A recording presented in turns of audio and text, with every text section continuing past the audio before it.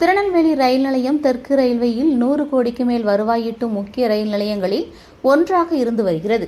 எனவும் மேம்பாட்டு பணிகள் இங்கு தொடர்ச்சியாக நடைபெற்று வருகிறது. குறிப்பாக இங்கு ஏற்கனவே 5 நடைமேடைகள் இருக்கும் சூழலில் தற்போது 6வது நடைமேடை புதிதாக அமைக்கப்பட்டு வருகிறது.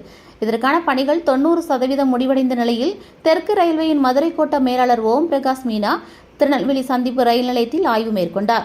அப்போது அவர் புதிதாக அமைக்கப்படும் 6வது நடைமேடையை ஆய்வு செய்து தண்டவாளம் இணைக்கும் பணிகளை ஆய்வு செய்தார். தொடர்ந்து இரு மார்க்கத்திலிருந்து வரும் ரயில்கள் அனைத்து நடைமேடைகளுக்கும் திருப்பி அனுப்பும் வகையிலான மேம்பாட்டு பணிகள் திருநெல்வேலி ரயில் நிலையத்தில் நடைபெற்று வருகிறது.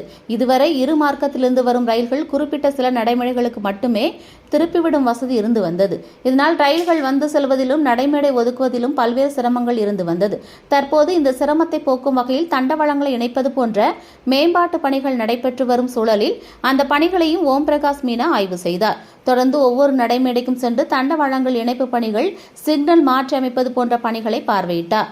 இந்த பணிகளால் பல்வேறு வழித்தடங்களில் ரயில் சேவை பாதிக்கப்பட்டுள்ளதால் மேம்பாட்டு பணிகளை வரும் 30ஆம் தேதிக்குள் முடிக்க அவர் உத்தரவிட்டார்.